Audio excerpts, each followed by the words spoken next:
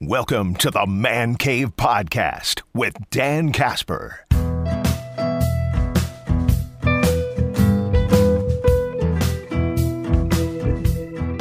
What's up, everybody? Welcome to this episode of the Man Cave Podcast, brought to you by our awesome friends from Hy-Vee and Toyson Ford.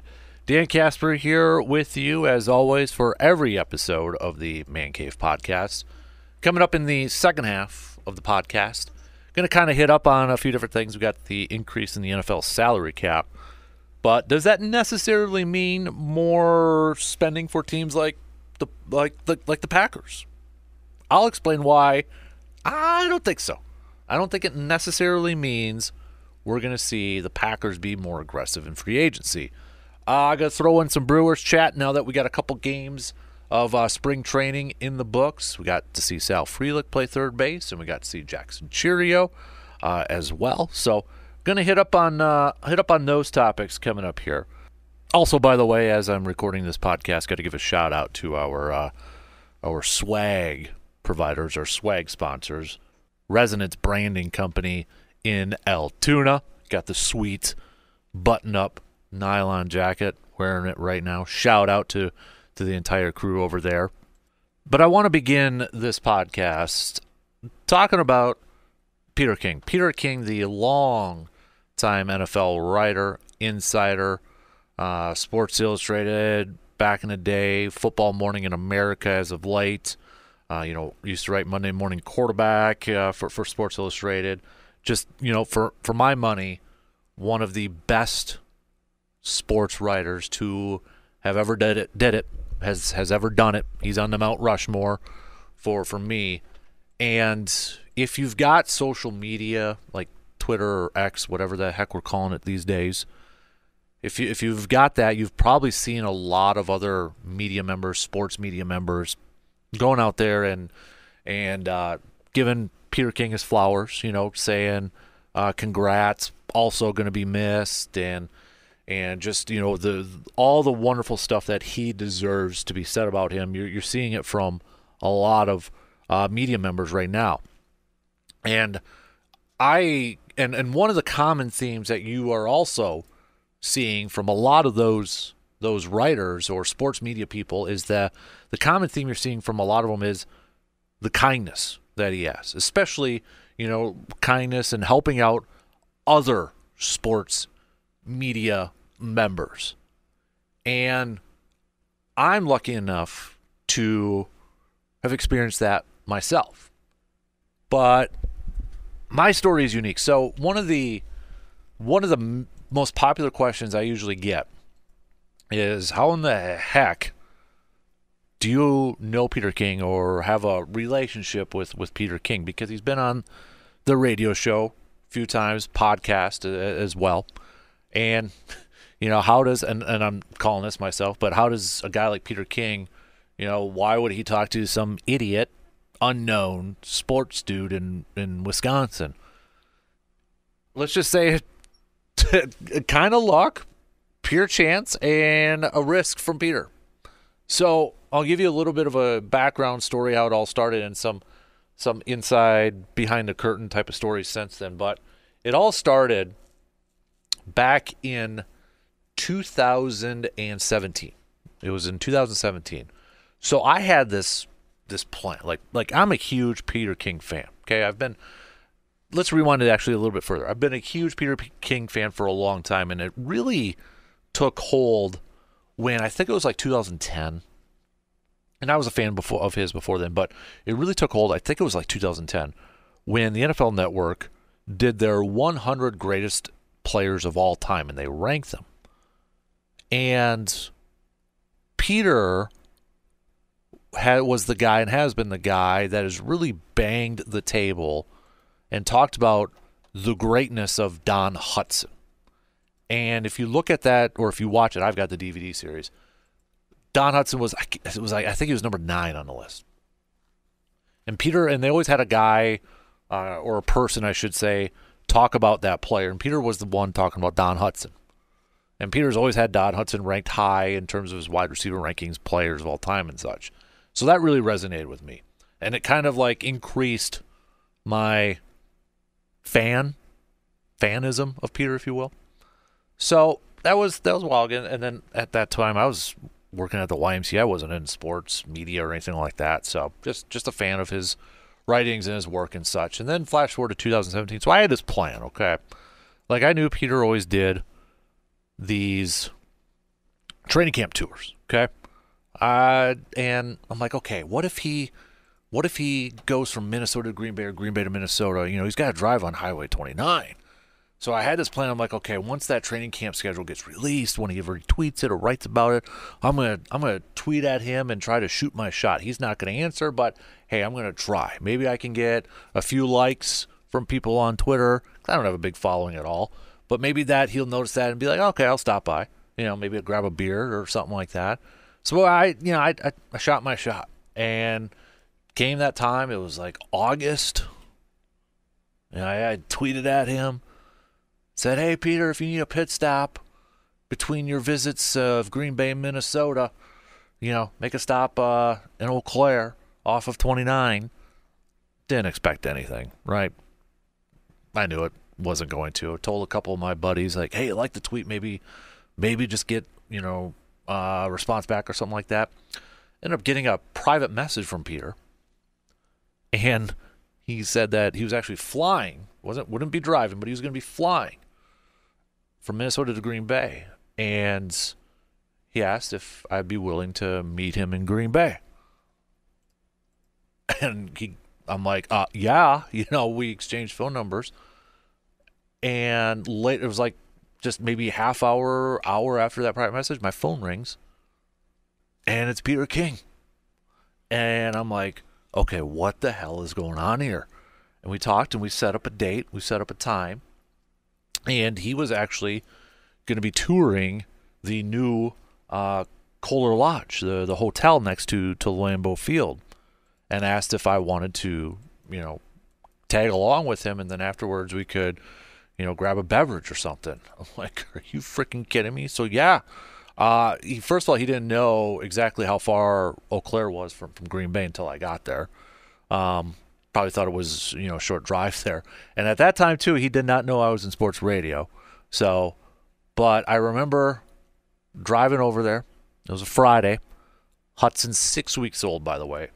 So my wife let me go to this. It was in the afternoon. So Friday afternoon, I drove over the 3 hours, and I'm waiting in the Lambeau Field lot. So training camp's going on. It's already crazy over there, right? There's a practice that was going to go on that evening, early evening. And so I'm just kind of sitting in the parking lot at Lambeau waiting for a call from Peter saying he was heading on over to the Kohler Lodge. Got that call. So he's like, hey, I'm heading over there now, et cetera, et cetera. Meet you there in the lobby. So I get there, and I'm sitting in the lobby. And, you know, waiting a couple minutes later, I see the Packers PR director, Aaron Popke, walk in. Right behind him is Peter King. And Peter doesn't know who I look like or anything like that. So I got up and introduced myself and got to tag along to the tour of this Kohler Lodge with him. It was about, I don't know, maybe 30 minutes, 45 minutes. And then afterwards, we sat down for some coffee in the hotel for about an hour. And just, we shot the shit. We talked. He asked a lot of questions about me and what I do. What were my goals? Hudson, all that sort of stuff. We talked for about an hour. And once he found out that I do a little bit of radio stuff, he's like, anytime, you know, I'll hop on your show. And so he did the following week during his training camp, hopped on the show, and he's been on the show a few times since then. Been on the podcast. And I didn't want to overdo it.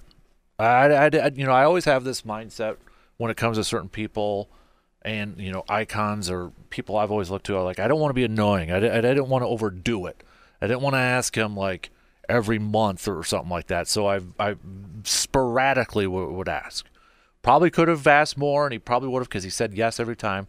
But I didn't want to overdo it. It was just my mindset. So that was the beginning of, you know, 2017. Okay. Well, later that year, the Super Bowl was in Minneapolis. It was in Minnesota. And for some reason, I got credentials to do the show from Radio Row in the Mall of America. So I'm like, again, no idea how I'm doing this. Don't know what to expect. Don't know what to do really. But we went. Okay, we went. And it was the Monday, the first day. And I'm sitting at my table again. I don't know what the hell I'm doing there, you know. And I see Peter walking into Radio Row with, it looked like an assistant. And I'm like, he's probably not going to recognize me. I'm going to have to flag him down and kind of introduce myself again.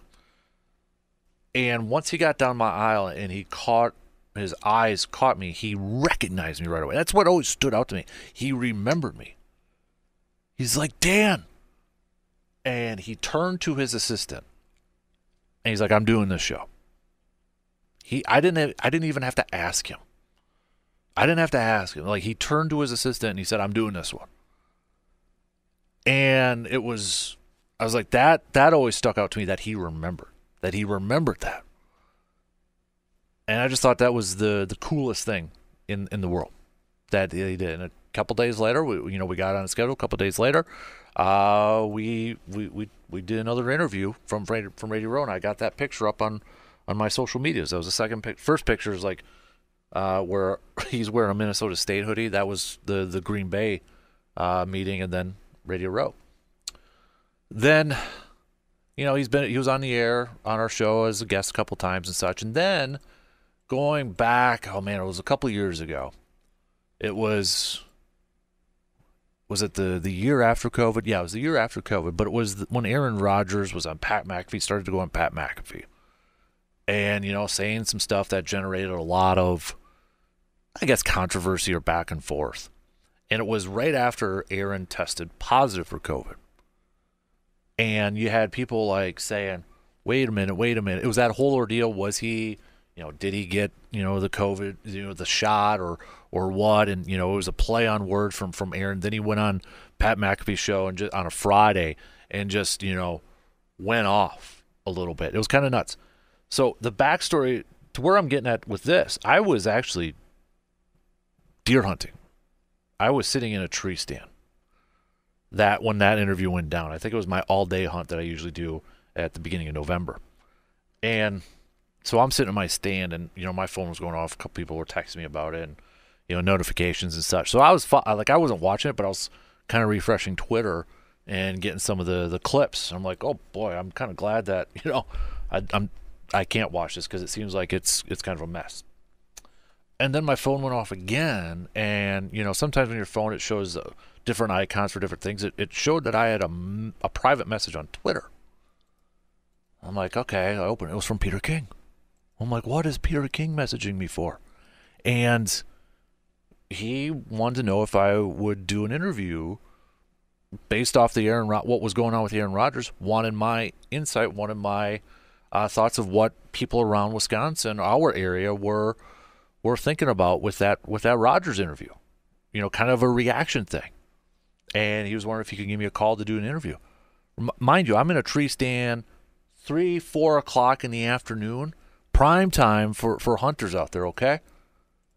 I immediately got down from my stand and I drove 30 minutes to get into better cell phone reception because it was Peter King. Abandoned the hunt, abandoned it during the rut, during prime time, because I wanted to do that for Peter, because Peter thought of me. He thought of me. And I got that. It's a couple quotes from me in that piece, but I got it printed off and it's framed in my office. It's one of the coolest things. And I was so nervous. So nervous for that. And I still feel like I sounded like an idiot. And then, so shortly after that, it was maybe a year. I don't even know if it was a year, but, it was another training camp.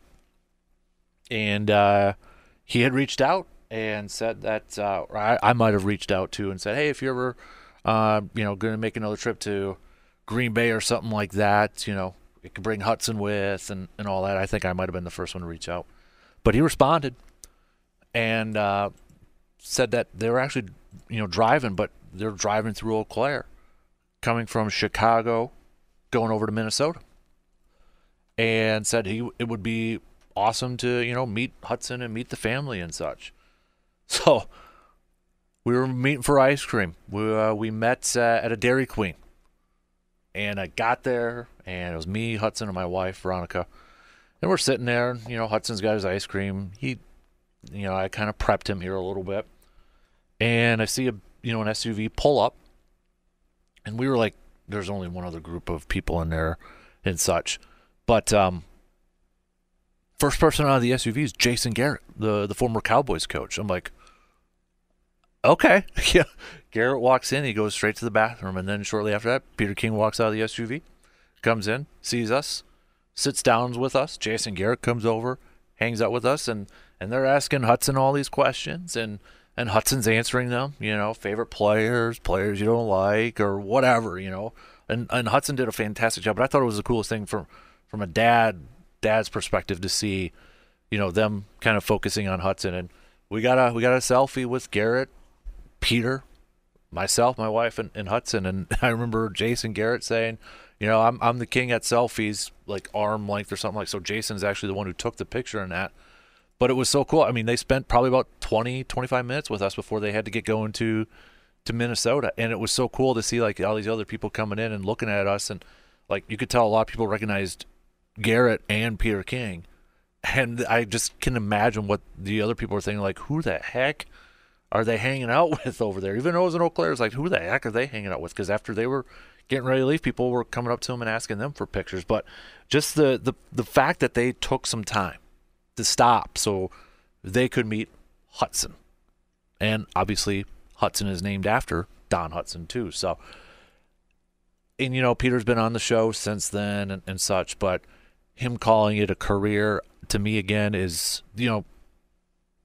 I think is one of the best writers of all time. And, he's got some awesome stories, memorable work. The thing that I think now, if you would ask me this maybe 10 years ago or a few years ago, Peter King, awesome. I would remember him as probably one of the best NFL writers of all time, sports writers of all time. That's what I would, remember his work as. But now it's going to be, that dude is one of the nicest people in the whole world. One of the kindest, most open people in the world. And he did not have to return a message from some unknown idiot that he's like, he took a chance. He didn't know who the hell I was. Hey, you want to meet up in Green Bay? He didn't have to do that. And then after that, he could have just like, all right, did it. Don't have to talk to that guy anymore. No. So that's kind of my background, my story. I shot him a text to say congrats and such. I don't know if we'll ever be able to have him on the show. I don't want to be, again, that buggy guy. He's retiring. He's got a family and all that, and he should enjoy that. But I don't know where the rest of my career will go. I don't know where it will take. I don't know what's on the horizon, but I do know easily one of the top highlights for me I'll be able to say that I got to hang out and chat with Peter King a few times. That to me, a lot of people will look at like athletes or celebrities, actors or such, and that's who they look up to. I got to do that with one of my icons, with one of the people that, I loved reading and watching and listening. And I got to do that. And I think that's one of the freaking coolest things that I'll ever experience in my life. So, again, shout out to Mr. Peter King for a hell of a career. I think a career that, and a job that a lot of fans or people would love to do throughout their lifetime. So that's a little bit of a peek behind the curtain, if you will. So, all right, let's take a quick break here, and then kind of catching up on a little Packers chats, little football chats, mostly with the salary cap, and then Brewers and such. So quick break. We'll be back after these few words. Are you thinking of taking a spring break trip this year? Or maybe you're already eyeing up that summer vacation, but you're not quite sure if you have the proper transportation for those road trips. Hey, that's where Toyson Ford can help you. Toyson Ford has a wide selection of new and used vehicles for you to check out. And at Toyson Ford, they treat you like an honored guest. They will work with you on financing no matter what your budget may be. So if you're looking for that new vehicle this year, head to Toyson Ford, located at 1000 Chippewa Crossing Boulevard in Chippewa Falls. We are always looking to save a little money in our pockets, but we still need our essentials like our grocery items. So how do you save money while also getting what you need for your family? Hy-Vee Perks. If you shop at Hy-Vee, you're already getting a great deal on quality items throughout the store. But now you can save more money with Hy-Vee Perks on different items each week. Saving some money is easy if you shop at Hy-Vee in Eau Claire. So take advantage of these awesome deals and sales and stop on over at Hy-Vee in Eau Claire today. Let's talk some NFL salary cap. There's a couple of different websites you can look at if you want to kind of get an idea here. They're the two big ones. Over the Cap is probably the most popular, and you got Spot Track over there too. So there's different numbers being floated around. Okay, there's different numbers being floated around out there. If you go to Over the Cap, they've got at Green Bay about 2.3. You go to like Spot Track, they've got estimated cap space for about $6 million. If you just do the top 51 players, it's at about 12.5. But I mean, so you've got different numbers out there.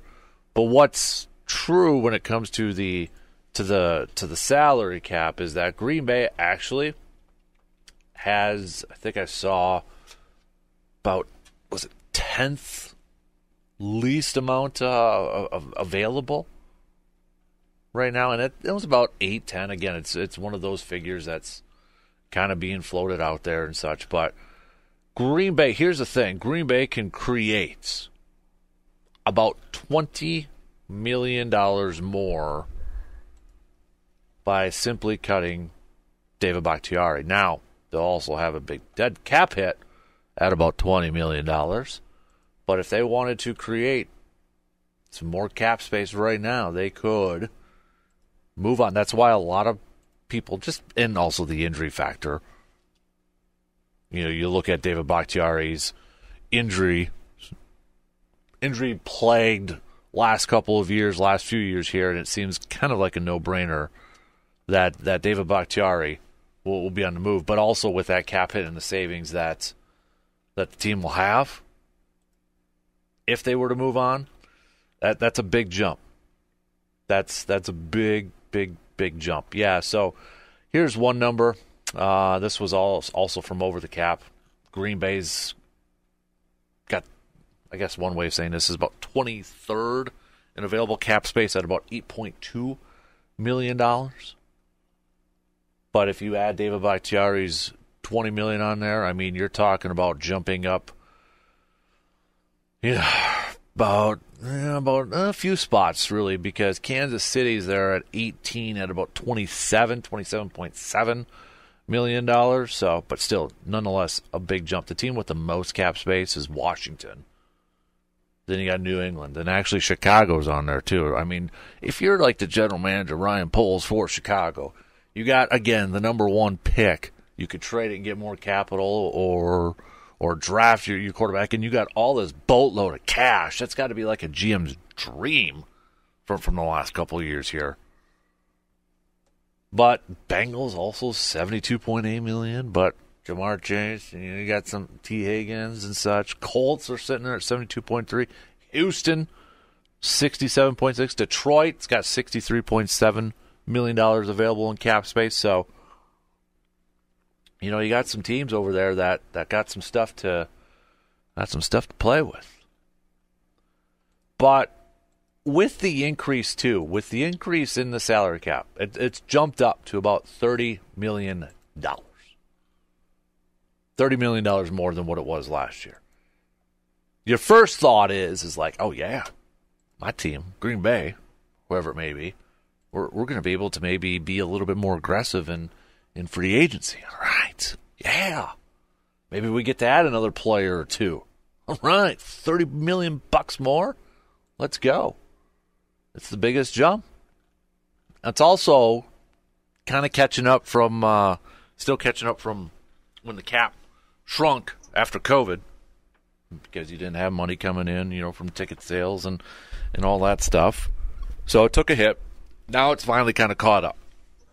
But just because a team or teams have about $30 million more, the better way to maybe put it is maybe $10 million more, $15 million more, whatever it may be, more than what they expected. We knew the cap was going to go up, but the surprising part of it all was that it went up that much. That's what kind of is why everybody's talking a lot about it. But when it comes to a team like Green Bay, you can look at it from, I think, a couple of different ways. One, hey, maybe they do have a little bit more coin to add in free agency. Possibly. What I think, though, that could be a little bit more realistic for Green Bay is that they use that extra coin, they use that extra cash to just get a little bit healthier in their finances, a little bit healthier in their numbers. And maybe they look at this like, okay, we got a few $1 million more than what we expected. So instead of spending it, maybe we'll just kind of use that and we won't have to push more money down the line. Like let's say for Kenny Clark, for instance, or Jair, or maybe even Aaron Jones. We won't restructure their contracts to push out, money down the line. We won't add void years now. We're just going to take kind of a couple of lumps this year, have a couple of high cap hit numbers this year, just so we can get a little bit more healthier for the future. So we'll take a couple more lumps this year, but it'll benefit us for maybe next year, in the years ahead. I honestly feel like that's where it may go with this. Now, that's not to say Green Bay's not going to be active in free agency. That's not to say that Green Bay's not going to be looking to add some players in free agency. I think they will be. But I don't think that with a bigger than expected rise in the salary cap is going to be like, oh yeah, big time spenders now. They're going to add maybe a couple more guys. I think it's just they're not necessarily going to change a whole lot, but I think maybe now they have the mindset of like, hey, we don't have to add some void years to this. We don't have to push out the hits later on. This just allows us now to maybe be a little bit more healthier in terms of the salary cap for next year and years to come. Kind of get out of that dead cap hit hole, that voided year hole. That's where I feel like it's going. Again, I could be completely wrong. Maybe they use it as just like, all right, we get extra cash. We're going to make a little bit more of a run at this guy now. Or that guy. Could be that way. I feel like they're going to use that just to position themselves in a better spot in the years to come. And again, that's not to say that they're not going to add in free agency. I think they're going to try. They're going to try. And I think they have to. I'll go back to the Jeff Hafley's press conference on, what was that, Thursday already last week? I'll go back to that, and he talked about certain positions, especially the safety spot, and kind of talked about, as he said, quote unquote, the perfect player. But we all got the gist of it. He wants a dynamic safety. He wants really good safety play in the back end there. And right now, when you look at Green Bay's defense, what's perhaps the biggest hole or perhaps the biggest weakness right now? Well, depth chart shows me safety. They don't got anybody over there.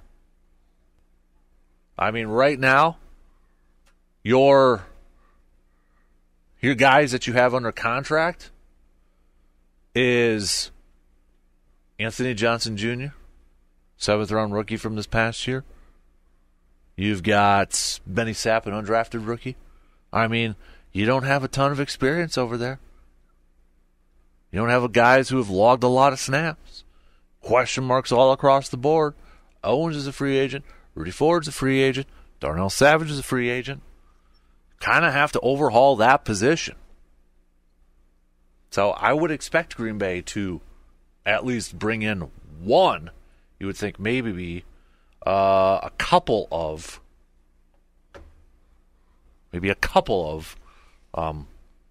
free agent safeties over there.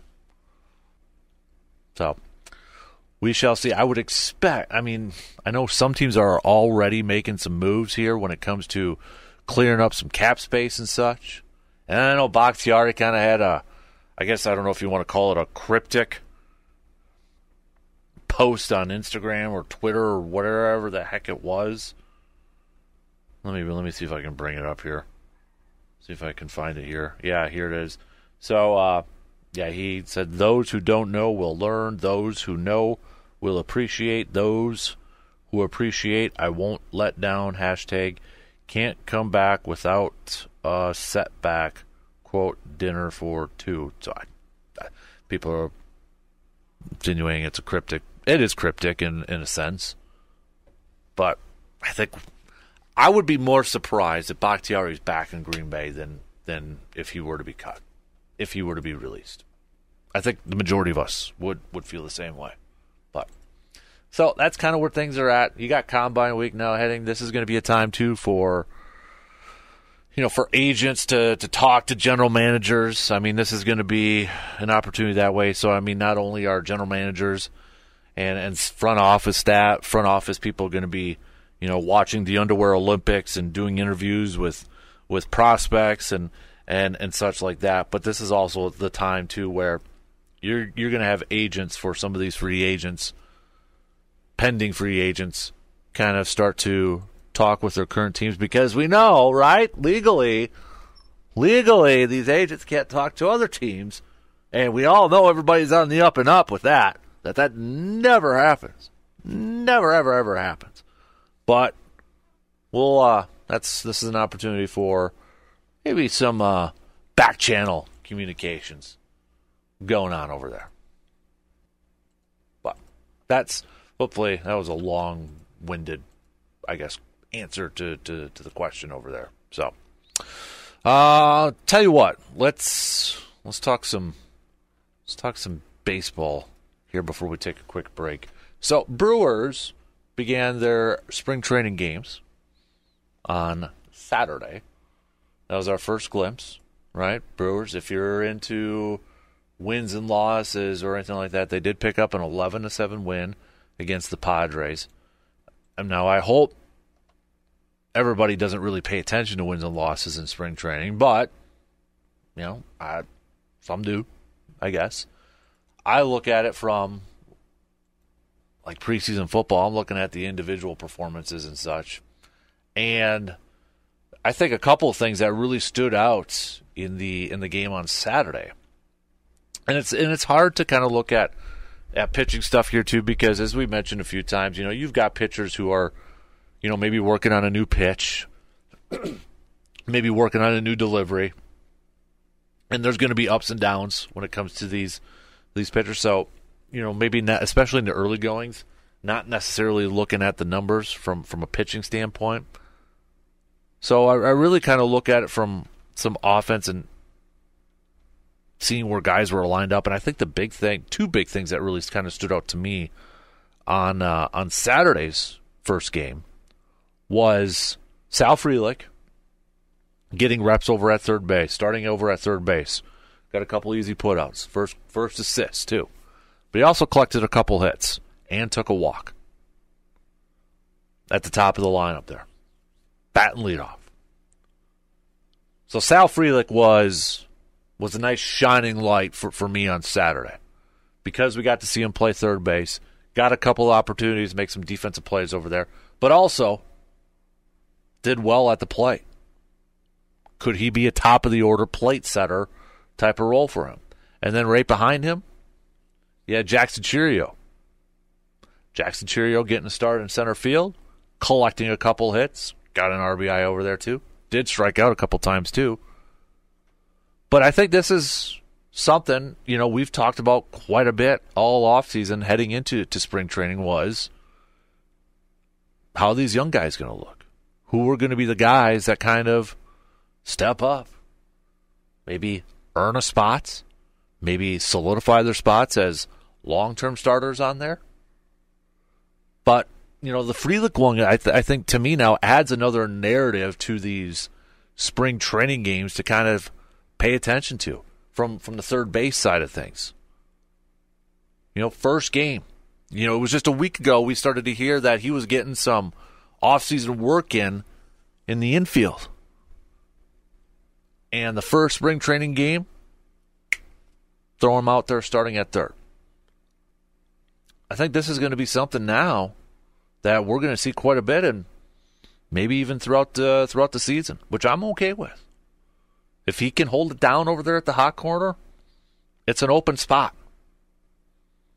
It's an open spot, and for a young player like that, go take advantage of it. Go take advantage of that. I think he's got the right mindset. Like he said when we talked about that position switch, he just wants to be a ball player. Doesn't necessarily want, has to be in the outfield or the infield. Just wants to be an overall ball player. And I think you got to give a little bit of a nod to David Clark here, too. Now, David Clark, guy's already got a couple home runs here, batting a little DH. He was a 10th round pick by the Brewers back in 2021. But he's coming out hot. 5 at-bats and a couple of home runs right now. If we were to kind of give some very early, and I mean early, like game balls or, shout-outs to. And you had Contreras picking up a dinger, yesterday. Adames got a couple at-bats in there. But I'm excited to see the Sal Frelick experiment over at third base continue. And I think, too, with Jackson Chourio, we've heard about the guy for the last couple years, but now with that big contract, you got to see him in the first spring training game collecting a couple hits. Everybody's going to pay attention to him more now than what they maybe did last year. You knew about him. You heard about him. The prospects were high, but you thought maybe a year away, a couple years away. We'll see how it kind of plays out. But now the fact that he's got that big contract, we're all going to be paying attention to him more every time he's in a game, every time he's playing, every time he's in the lineup. So we got to see some positive stuff early on from a couple of youngsters that could have, hopefully, really long and successful careers for the Crew. All right, Bucks coming out of the All-Star break here, picking up 2 quick wins, 2 nice wins too. Friday night, going back to their game against the Minnesota Timberwolves. The Bucks picking up a 112-107 victory.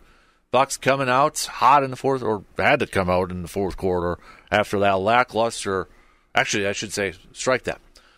Bucks coming out hot in the third quarter after being down at the half, outscoring the Minnesota Timberwolves by 23 points, 36-13 in the third. Minnesota made it close, though, outscoring the Bucks by 12 in the fourth quarter. But Dame Time at the end, kind of doing his thing. Giannis was doing his thing throughout the whole entire game. 33 points, 13 rebounds for the Greek Freak. And the Bucks on Friday coming out with a nice big win against the Minnesota Timberwolves. And then yesterday, against the 76ers, making it count, making that game actually mean a little more something on Friday, as Giannis was saying. To have got to make that win worth something, got to get a win against the 76ers, and that's what the Bucks did. And Giannis, again, doing his thing. The guy's been playing some really good hoops here.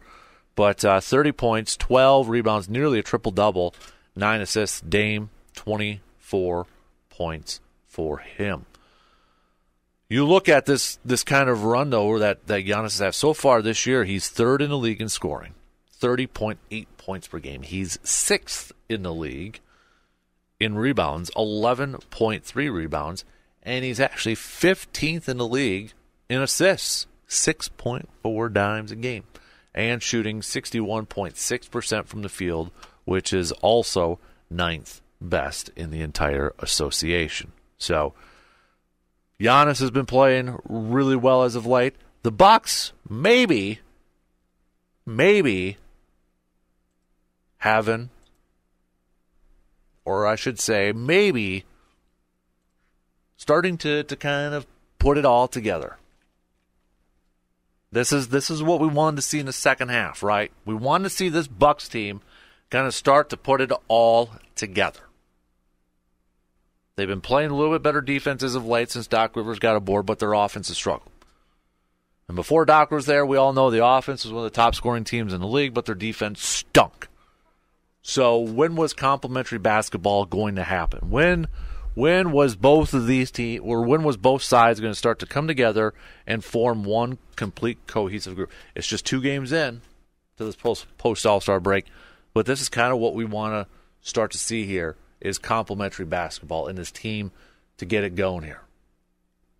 To start to gain this momentum, to start to gain some confidence, and start playing to the expectations that not only did we all have at the beginning of the year, but what this team has for themselves. And it's still going to be tough. I mean, yes, they got Charlotte now, and not to overlook the competition or anything like that, but you got Charlotte for your next 2 games to finish off the month of February. Then you got Chicago. Then you got a Western Conference portion of your schedule starting next Monday, a week from today. Game against the Clippers, Golden State, Lakers, Clippers, Sacramento. 5 games against Western Conference foes. And then you got Philly in there, and then Phoenix. Oh, and then right after that is Boston. That is going to be a stretch, not to look too far ahead, but for me at least, in my opinion, that stretch starting next Monday all the way until March 20th when they play Boston. So we're talking March 4th through March 20th. That stretch of games, I think, will tell us if this is a team that can make a deep run into the postseason or maybe get to the finals. When I look at that stretch of games, because it's all playoff teams. Clippers playing really well. Veteran-led team. Golden State, they've been there before. I know they're down in the standings, but they're playing a little bit better as of late. Lakers to me are such a wild card team, but you still got LeBron and you still got Anthony Davis. Sacramento, younger team, gained a lot of experience from last year. Pesky team there. Philadelphia, I'm assuming Joel still won't be back by that game. And then you got Phoenix. Again, a lot of star talent over there. KD, Booker, and then, of course, Boston. That, to me, that's going to be a stretch. And even after, I mean, you look after that game against Boston, okay, you got to stop against Brooklyn, but then you got OKC. So if we even expand it a little bit, you got OKC there too. March, maybe the best way to put all this is maybe the whole entire month of March, or at least from March 4th to about the end of March. That is going to be, I think, the indicator, or that's going to be the test for us. That's going to be a great test for the Bucks, but also kind of give us that test or maybe give us a good impression whether this is a team that can make that deep run in the postseason. Because if they win a majority of those games,